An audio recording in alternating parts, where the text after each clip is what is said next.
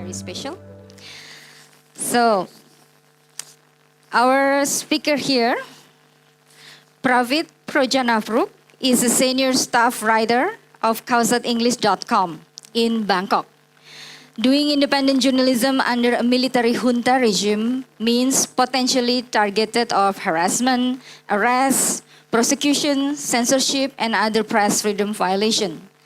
Exactly 3 days after the military coup in Thailand 5 years ago, Pravit was detained without a charge for a week. He was working at The Nation daily back then, but this was not his last detainment. The next year, in 2015, he was detained again. This time was in a solitary confinement for 2 nights. After being released, then he lost his job at The Nation, which he had worked for 23 years before. And now he is still charged by seditions and facing up to 14 years in prison because of his posts in social media.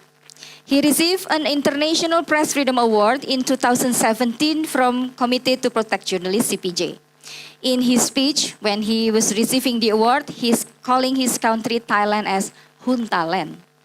So we will hear from Pravit to tell us about how to keep remaining free from fear and be professional in reporting critics to hold public accountability in a junta land. Please, Pravit.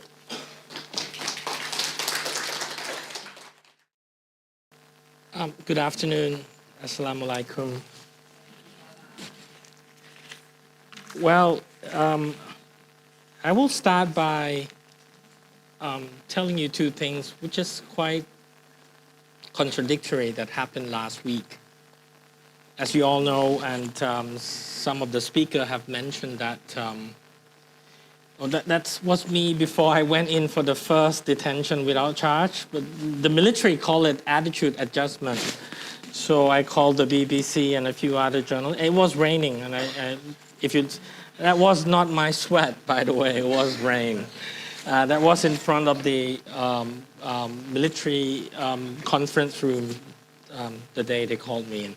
But anyway, let me go back to last week. What happened last week, there were 2 interesting things.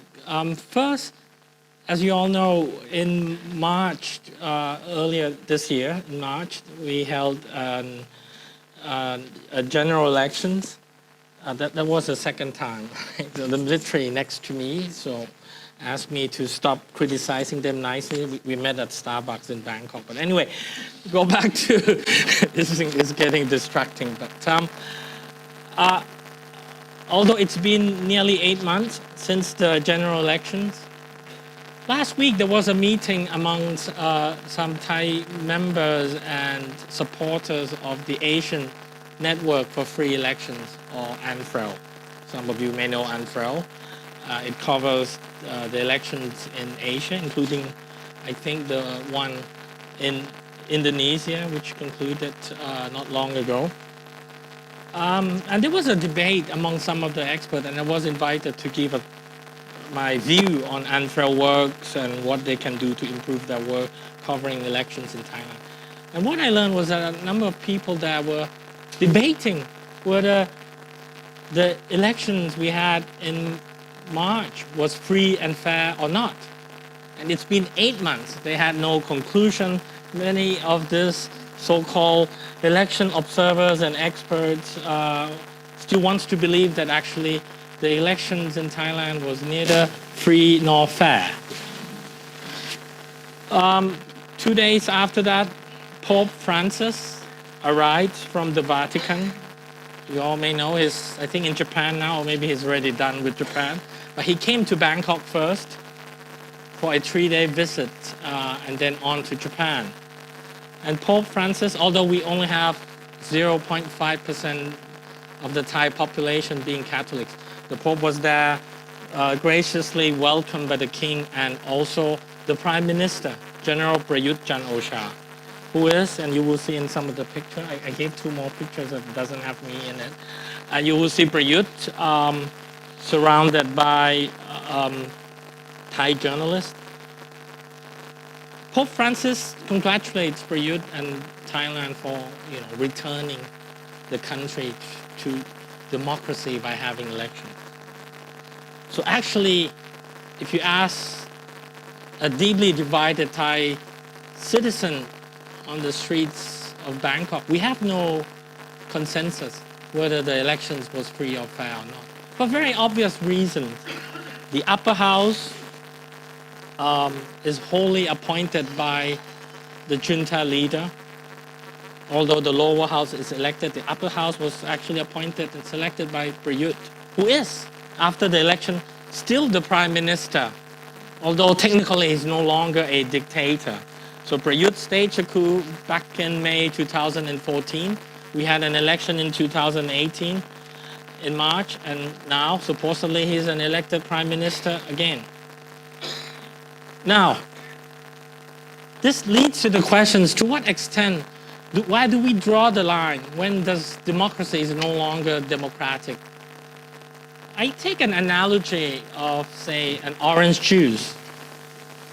How many percent orange juice is qualified to be still referred to as an orange juice? Anyone? 50% if it's half orange juice, do you still call it orange juice? Americans actually went into a lot of details trying to set up a standard. And they say, actually, if you only have 1% of orange juice in a drink, you can only call it a flavored drink, okay? Orange flavored drink. So in Thailand, some of us still argues whether actually we have a democracy flavored parliamentary dictatorship. Because the upper house has been, wholly appointed. The election rules was drafted, including the constitution, by men who have been appointed by Prayut. Of course, it passed the referendum, some may argue, 2 years before the elections. But again, during the referendum, anyone who visibly opposed the referendum or opposed the draft charter have been arrested. Let me run through why Thailand, at least some people would argue it's better than before the elections, because 929 people, myself included, have been called in for attitude adjustment. That's what they call, we are living in an Orwellian world. You don't call it detention without charge or harassment. You call it attitude adjustment. And for those who refuse to be adjusted, they are taken in again, like myself. 572 then received a visit at their house by the military or agent of the government during the 5 years military rule. 434 are charged with either sedition or lèse-majesté law.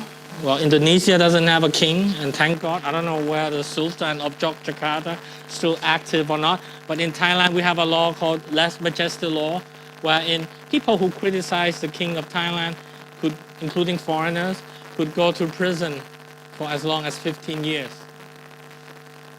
And then we have 100 people who have fled Thailand, becoming basically a political refugee or exile. Some are in the United States, in France, close to home. Some went to Japan or South Korea.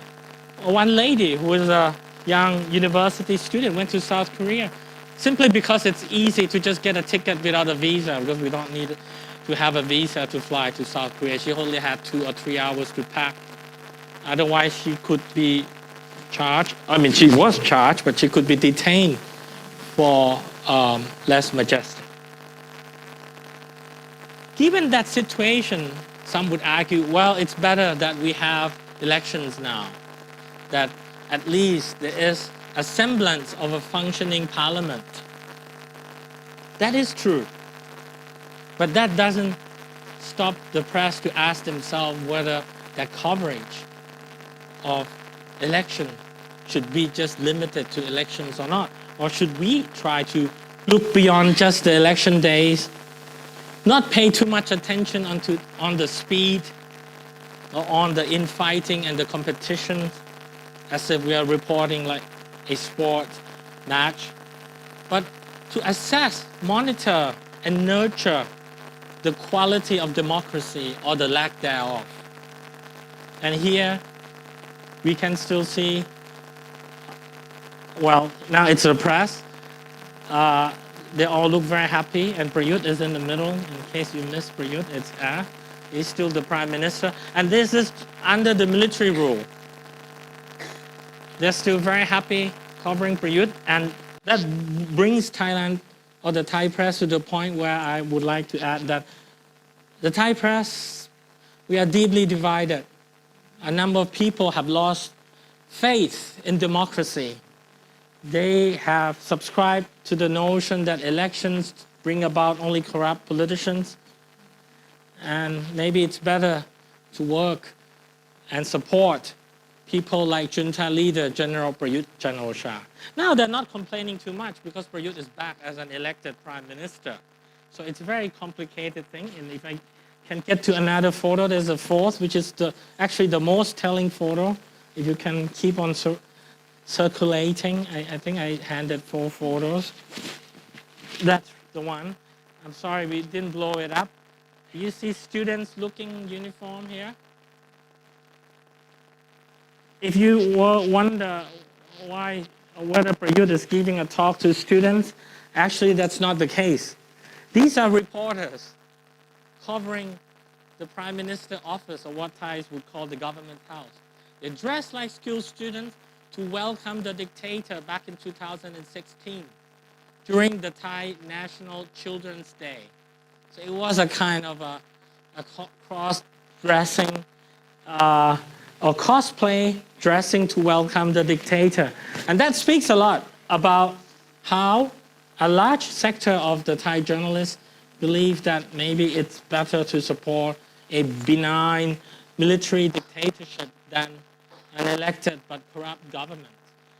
This discourse is ongoing, and I don't think there will be any consensus coming anytime soon as we struggle. I just hope that for those who still have trust on not just the electoral process, but democracy, they would keep on opening up the venue for a debate. But thank God, over the past 5 or 6 years, the role of the press actually has, as a gatekeeper, has actually diminished. And I, as a professional journalist, take that as a good news or a blessing in disguise. The social media, like in most countries in our region and around the world, has become a new public sphere, to use Junkan Habermas' notion of public sphere. People who have lost trust in some journalists have bypassed the traditional mainstream mass media and start to communicate, to exchange, to debate, to deliberate more on social media, be it on Facebook or Twitter. And this is where the role of the traditional media is on the decline, while the role of the new media is on the rise. So if the media are not willing to do their job properly, if they have lost trust of the people, this will be the new public sphere. Increasingly, we are seeing not just journalists who have become influential commentators on politics and society, but what we call the so-called public figures or social media figures or social media influencers. These people use the social media, be it Facebook or Twitter, to express their views, to articulate, to analyze, and to criticize not just Thai politics and the state of democracy or the lack thereof, but other issues in Thai society and beyond. So I'm not without hope that Thailand will be trapped in a perpetual state of fake democracy now that we have elections, because if the journalists are not willing to, if some journalists are not willing to do a proper job, there will still be citizen journalists, there will still be public social media users who will fill in the shoes. Lastly, during lunch, I discussed with one of our participants from Myanmar, talking about, he asked about the demise of the Thai broadcast media. As you all know, it's a global trend that the media are earning less and less, particularly the broadcast media, because the commercial income has really dried due to the new advent of the social media. The internet ads are really taking away a lot of income. That is inevitable, and I think increasingly job in the press will become less well paid. And in a way, it is sad because it means there will be less, budget, less incentive for quality people to really work as a journalist in order to, properly feed their families. And this is not just about Thailand. I heard friends from the BBC, an English journalist, Jonathan Head, the head of the BBC Southeast Asia correspondent, who is based in Bangkok, complaining about this. The BBC is cutting down their budget. The New York Times is doing the same. But in a way, it also means that increasingly journalism will become more of a vocation and not just a job for well-paid, because those who are well-paid can better earn salary doing PR works or go into other professions. And I think, in a way, it could also be a blessing in disguise. Thank you. Terima kasih.